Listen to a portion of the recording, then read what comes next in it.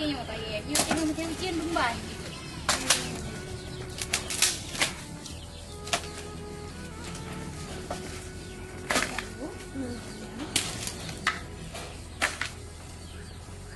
Hai mak, man kerja ngetik dalam kaya.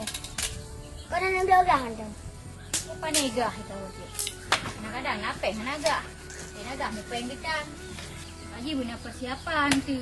Dah napeng lagi yo. Baca kaya. Mak nak dah lagi kaya.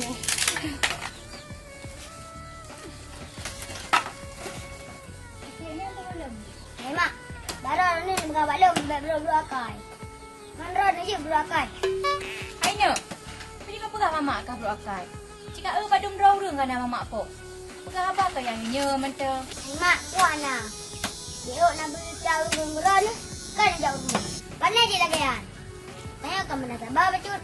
Aino, pernah lihat kau pegang? Kau maksud nama mama aja. Kalau tak tahu tapi mama mau tu bau, cakap pegang dia. Puana. Baru kembar man pada dan aja. Dan kan beritahu apa tilam. Kadang kitnya pernah delego.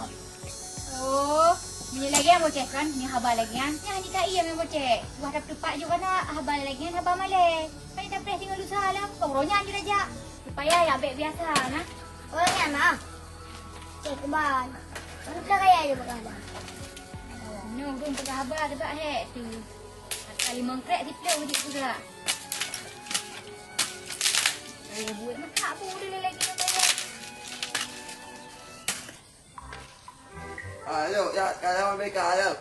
Ôi, yung ban dư, yung có yang bị dư. Hả? Di ban dư, dư là tên yung có yang. Apa? Berapa banyak? Ana tengok có yang balik tok orang kocek. Gak jam lesa.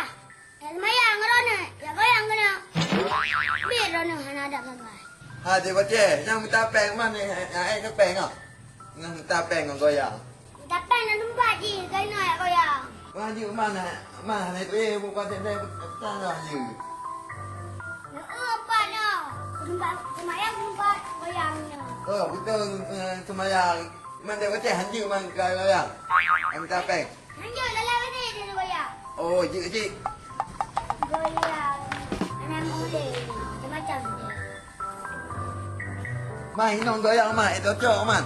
Nong là samping beci. Hả? Mga ajak yang tu na eci tung bubui. Hai, yung ai có yang ai ya wo rồi.